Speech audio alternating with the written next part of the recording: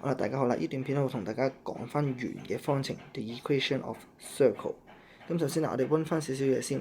如果一個點叫做 HK，OK，HK 啦。咁接住呢粒點咧，我同其中一粒點離粒點嘅距離係叫 R，然後同另一點嘅距離又係 R。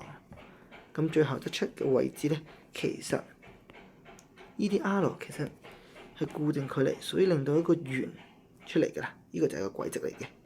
咁所以啦，如果呢粒點喺圓上面嘅其中一個位置，我叫 P， 然後個坐標 XY， 咁固定係 R 啊嘛。咁所以咧個距離公式就會變咗做 AP 就等於 R。咁 AP 距離公式就會係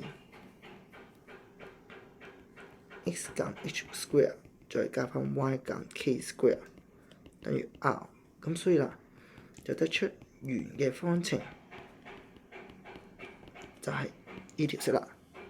咁呢條式咧，我哋一般都講成標準式 （standard form）。咁如果將呢條式展開佢 expand 咗佢，就會變咗做我哋平時講嘅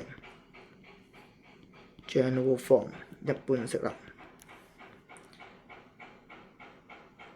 接住下一樣嘢就要溫翻，其實圓心即係 centre 係乜嘢啊 ？centre 顧名思就係 A 個點啊，就係 HK。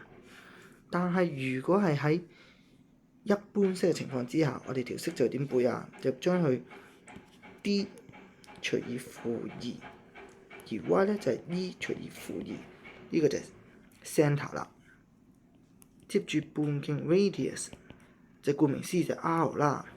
咁亦可以用乜嘢啊？就係用翻 centre 嗰兩個點 D over 負2嘅二次，再加翻 E over 負2嘅二次咁樣諗，然後係減翻 F， 留意減 F 係呢個位置。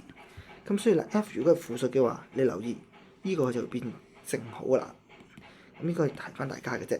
咁呢個就係圓方程嘅一個簡單嘅 concept。